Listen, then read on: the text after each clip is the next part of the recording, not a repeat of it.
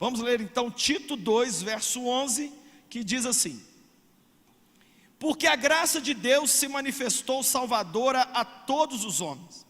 Ela nos ensina a renunciar às impiedades e às paixões mundanas, e a viver de maneira sensata, justa e piedosa nesta era presente, enquanto aguardamos a bendita esperança, a gloriosa manifestação de nosso grande Deus e Salvador, Jesus Cristo. Hoje eu quero trazer para você uma palavra chamada graça que mantém. Repita comigo, por favor: graça que mantém. Eu quero falar sobre graça. E graça, ao contrário do que muita gente pensa, não é sorrir. Graça, se eu fosse usar uma palavra bem simples, é o pacotão de tudo de bom que Deus fez para tocar a minha vida e tocar a sua vida.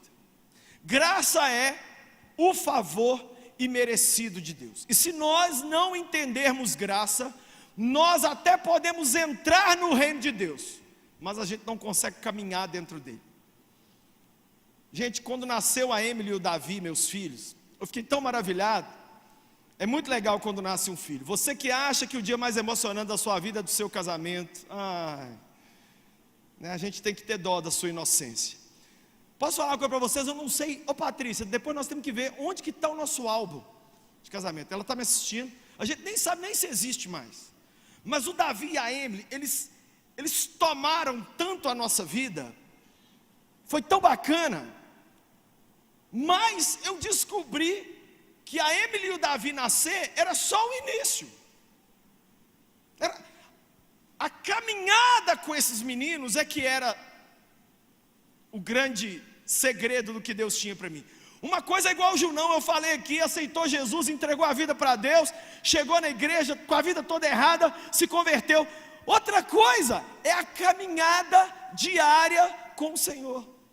Nós acreditamos na graça para sermos salvos, mas muitas vezes não acreditamos na graça para nos manter no caminho.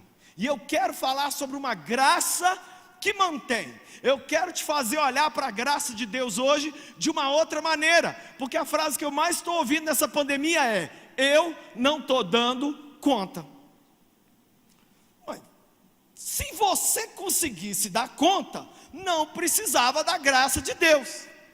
A graça de Deus é que nos sustenta. É essa graça que se mostrou maravilhosa aos homens. Eu vou traduzir para você. Graça, 3 coisas são a graça. Primeira coisa, nascimento e vida de Jesus. Fala comigo, nascimento e vida. O nascimento de Jesus e a vida de Jesus são graça. Porque olha bem, vê se você pensa comigo. Quando alguém está devendo a alguém, quem tem que ir atrás? A pessoa que está devendo é que tem que procurar o outro para pagar. Sim ou não? Não é isso correto? Nós estávamos em dívida com Deus, e ao invés da gente ir lá tentar se explicar para resolver, Ele desceu. Gente, Deus tinha 2 opções. Imagina um vaso sanitário, cheio daqueles negócios boiando. Quem lembra do vaso sanitário de cordinha? Quem lembra? Se você não levantou a mão, eu lembro. Deus tinha 2 opções: ou Ele puxava a cordinha e começava tudo de novo, ou Ele descia lá dentro daquilo tudo. E foi isso que o Filho de Deus... Gente, vocês não estão entendendo. Ele se esvaziou da sua glória. Eu não estou falando do Bill Gates, eu não estou falando do Elon Musk, eu não estou falando do Jeff Bezos, que são os 3 homens mais ricos do mundo. Eu estou falando do Rei da Glória. Se esvaziou da sua glória e veio, nasceu num estábulo cheio de fezes de animal. Nasceu por baixo, não nasceu no Copacabana Palace, não nasceu em palácio, não nasceu com nada, nasceu humilde. E Ele veio para cá. Isso é graça. O que mais é graça? A vida dele, as coisas que Ele nos ensinou, que nós jamais iríamos saber. As coisas que Jesus ensinou para a gente, é a nossa vida. Você pega, por exemplo, o Sermão da Montanha. Lá tem a oração do Pai Nosso. Pai nosso que está no céu, santificado. Imagina se ninguém nos ensinasse isso. Imagina se ninguém nos ensinasse que a gente tem que dar outra face a quem nos fere, ao invés de bater na cara do endemoniado. Imagina, Jesus ensinou para a gente: olhai os lírios do campo, eles não estão passando dificuldade de nada. Deus veste eles igual rei. Por que não vai te vestir, homem de pequena fé? E as coisas que Jesus fez? Aí é o melhor. Estragou todos os velórios que ele foi. Jesus tinha um dom de estragar velório. Chegava, começava a chorar um pouquinho, aí daqui a pouco levantava o morto, estragava tudo. E doente? A Bíblia diz que os doentes chegaram num grau. Em Lucas capítulo 7, a Bíblia diz que chegou num ponto que os doentes se atiravam sobre ele só para tocá-lo, porque quem relasse a mão nele era curar de qualquer enfermidade que tinha. Quem entende que é graça? Graça. Graça. Graça é ele ressuscitar Lázaro, fedorento há 4 dias. Sai daí de dentro, fedendo. Curou o homem. E ele saiu igual uma múmia. Graça, a vida, o nascimento e a vida de Jesus é graça. Outra coisa que é graça: a morte e a ressurreição. Você sabe o que foi a morte de Jesus? Foi o dia que ele foi transformado em rei. Deus veio à terra na pessoa de Jesus para ser transformado em rei, o rei de Israel. Lembra quando João e Tiago viraram para Jesus e falaram assim: Senhor, deixa a gente sentar um à direita e outro à esquerda do Senhor? O que Jesus falou com ele e com a mãe deles? Não, esse lugar já está reservado para aqueles que o Pai preparou. Sabe quem era o lugar desses dois? Aqueles 2 ladrões na cruz. O que estava escrito em cima da cabeça de Jesus? Jesus de Nazaré, o rei dos judeus. Por essa Satanás não esperava, gente, que Deus iria coroar seu filho rei da criação num assassinato numa madeira. Reis não são coroados de forma humilde, reis são coroados com pompa, mas o rei da glória foi coroado humilde, e ele foi para aquela cruz com 2 bandidos do lado, e ali a graça de Deus se manifestou na minha vida e na sua vida. E ao terceiro dia, ressuscitou. Qual é a prova que ele ressuscitou? Eu tenho 50 aqui para te dar, mas eu vou te dar uma. Está provado que ninguém no mundo tem coragem de dar a sua vida por uma coisa que acredita ser uma mentira. Então, por exemplo, se os 12 apóstolos tivessem fingido a ressurreição de Jesus, como os judeus dizem até hoje, como está descrito lá no livro de Mateus, na hora que os apóstolos fossem ser mortos, eles iam falar assim: não, gente, aqui, deixa eu explicar. Na verdade, a gente tem um grupo do WhatsApp, a gente resolveu enganar vocês, e a gente falou que ele ressuscitou, mas na verdade é mentira. Gente, os 12 apóstolos foram mortos por amor a Jesus. Sabe o que isso significa? Eles viram o Cristo ressurreto. Eles viram Jesus. E porque eles viram Jesus, eles estavam dispostos a pagar o mesmo preço que Jesus pagou. Ele ressuscitou. E porque ele vive, a gente pode crer no amanhã. Porque ele vive, temor não há. Mas eu bem sei, eu sei que a nossa vida está nas mãos do nosso Jesus, que vivo está. Você pode aplaudir Jesus por essa graça maravilhosa que ele manifesta na nossa vida? Agora, a graça também é uma terceira coisa, é pegar tudo isso e depositar na minha vida, na vida de cada um de vocês que está aqui. Porque não adiantava Deus fazer tudo isso e a gente não saber. Não adiantava o Filho de Deus morrer, ressuscitar, multiplicar os pães, nascer humilde, e isso não chegar até nós. Então, no dia que essa notícia chegou até você, e no dia que você resolveu dar a ele uma chance, a graça se manifestou salvadora a todos os homens, convidando a gente a viver uma vida com Deus, convidando a gente a mudar nossos caminhos. Eu me lembro o dia que essa graça se manifestou na minha vida. Sabe que dia foi? 21 de abril de 1982. Michael Jackson ainda era preto nessa época. Ainda era o Cid Moreira no Jornal Nacional e tinha Sítio do Pica-Pau Amarelo. Sabe o que eu usava no pé? Que chute. Olha quanto tempo tem. Tem 39 anos que eu entreguei minha vida para o Senhor. Eu tinha de 10 para 11 anos de idade. Eu fui o único que aceitou Jesus naquela noite. Mas eu sabia que eu era pecador. E o pastor fez um negócio muito chato. Ele me abraçou e ele ficou assim: não tem ninguém não, gente? E eu fiquei assim: oi, eu estou aqui. Mas ele tipo assim: não, isso aqui é um toque de amarra-jegue. Eu estou falando gente.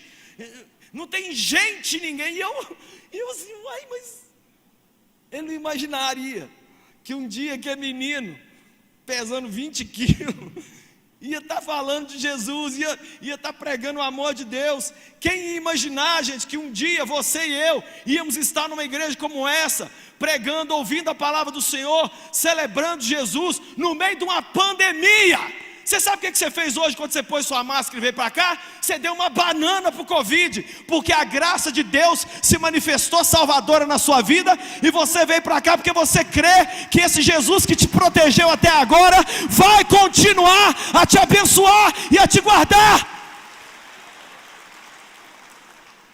Ah, essa graça é maravilhosa. E o dia que ele deu um rodo no apóstolo Paulo, todo orgulhoso andando de cavalo, Jesus fez assim, ó, caiu do cavalo, puf. Aí ele ouviu uma voz: Saulo, Saulo, por que me persegues? Quem és tu, Senhor? Eu sou Jesus, cabeção. Você não está perseguindo o meu povo, não, você está perseguindo eu. Deixa eu te falar uma coisa aqui, Flor. O dia que alguém te persegue, está perseguindo o próprio Jesus. Ele mora em você. Nós somos habitação do Espírito Santo. A graça de Deus mora em nós, na nossa vida. Nós somos preciosos aos olhos dele. O que aconteceu com esse cara, gente?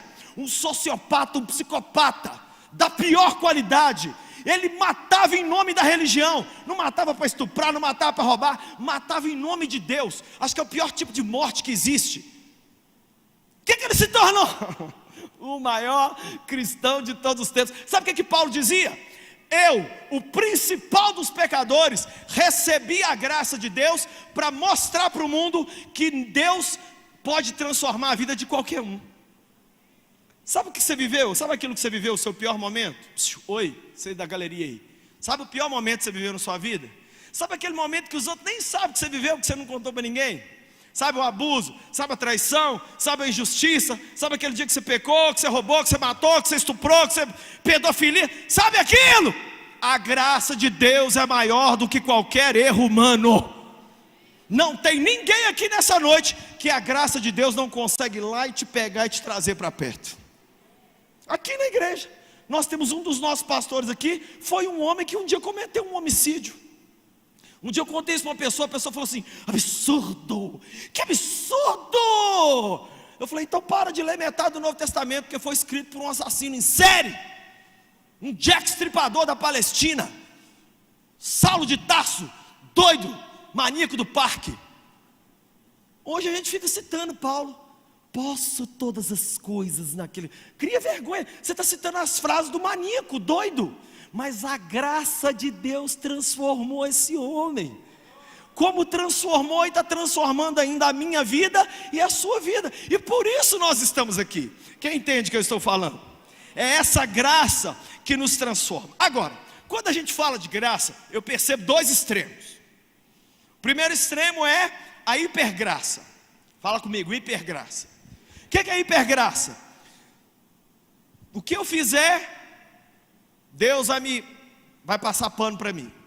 Então, se eu aceitei Jesus, eu posso beber o que eu quiser, eu posso ficar com quem eu quiser, eu posso não ir na igreja, eu posso não ler Bíblia, não orar, eu posso não dar dia, eu posso viver.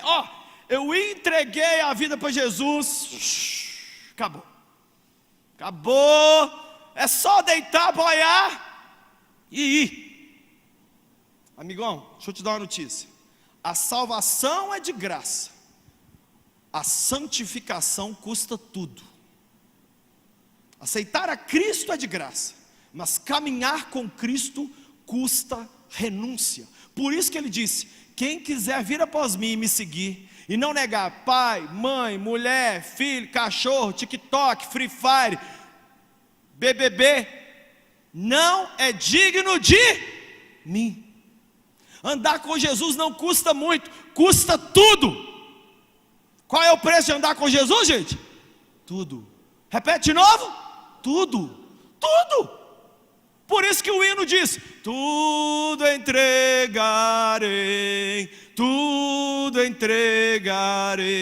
sim, por ti, Jesus bendito, tudo deixarei. Não existe entrega pelos meios para Jesus. Mas o pessoal da hipergraça falou assim: ó, se você entrar no reino de Deus, acabou. Faz o que você quiser, viva como você quiser. A frase que eles mais gostam é: venha como está e fique como quiser. Não, não é assim não. É: venha como está e deixe a graça de Deus ir te mudando cada dia mais. Desde que eu aceitei a Cristo, gente, eu já vi a graça de Deus me transformar tantas vezes. Por exemplo, eu não tenho vergonha de contar aqui. Há 27 anos atrás, quando eu me casei, eu era um cara machista. Eu não era machista de gritar, de bater, de nada. Mas eu, por ser um homem mais antigo, faço esse ano 50 anos, eu tinha aquela cabeça de um homem normal brasileiro, que acha que a função do homem é ter relação com a mulher e pagar as contas. Isso é machismo. Machismo é achar assim: eu chego em casa, tenho relação com a minha mulher e pago as contas. Isso é ser homem. Não é! Mas a graça de Deus foi assim em mim, ó. E foi, até me ensinar. A graça, esse texto que eu acabei de ler, Tito, fala assim: a graça nos ensina. Fala comigo: a graça nos ensina. A graça nos ensina. Ou seja, depois que eu entreguei a vida a Cristo, a graça continua trabalhando em mim. Vocês estão olhando para um cara, gente? Eu sei que não parece, mas eu era extremamente precipitado. Vocês acreditam que hoje eu sou lento? Não parece, né? Mas meu pai, eu cresci ouvindo meu pai falando assim: você é muito precipitado, você é muito agitado, você não pensa antes de fazer as coisas. A graça de Deus foi me ensinando, sim. Não adianta ser afobado. Você vai ter que vir no meu ritmo. Não adianta você correr, nem você empacar. Você vai ter que andar no meu ritmo. Jesus está andando a 2 por hora, anda a 2 por hora. Jesus correu, corre. Jesus parou, para. Não adianta fazer, Deus não vai no seu ritmo, nós vamos no ritmo dele. Quem está entendendo o que eu estou falando aqui? Então a graça continua a nos ensinar, mas o pessoal da hipergraça não. Eles acham que pode fazer o que quiser. Não pode, gente. Não pode. Pessoas que vão morar no céu têm que começar a se comportar agora como cidadãos do céu. Se o seu comportamento hoje não difere em nada dos seus amigos de sala de aula, dos seus vizinhos, você não entregou, a graça de Deus não te encontrou. Eu me lembro de um amigo meu, nunca vi uma pessoa falar tanto palavrão e contar piada pornográfica igual esse sem vergonha. E ele ia me vendo, ele vinha contar. Eu falava: sai daqui, de Satanás. Eu chamava ele de Satanás. Sai, Satanás. Ah, não, essa é boa. Sai, demônio. Esse menino não aceitou Jesus, gente. Em um mês, ele falou para mim assim: Lucinho, você não acredita, eu esqueci todas as piadas.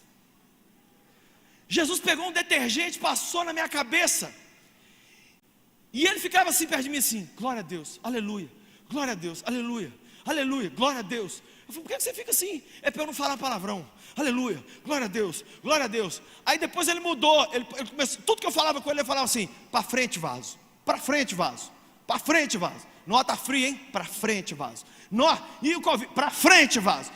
Para frente, vaso. Eu apelidei ele de vaso, né? Então Deus foi fazendo uma obra na vida desse menino. Sumiram os palavrões, sumiram as piadas pornográficas, e ele foi sendo transformado. Gente, nós não podemos cair no engano da hipergraça. A graça nunca será uma permissão divina para fazer o que é errado. Graça é capacitação divina para fazer o que é certo. Por exemplo, alguém me disse: Lucinho, eu não consigo ler a Bíblia e orar. Gente, na nossa força própria nós não vamos conseguir. Sabe como é que você consegue ler a Bíblia e orar? Sabe como é que você consegue vir para a igreja? Sabe como é que você consegue jejuar? Sabe como é que você consegue dar dízimo? Sabe como é que você consegue viver a vida cristã? Com a graça. É a graça que te leva. Quem entende o que eu estou falando? Essa graça é maravilhosa, não é só para salvar, é para continuar a te levar nessa caminhada de santificação.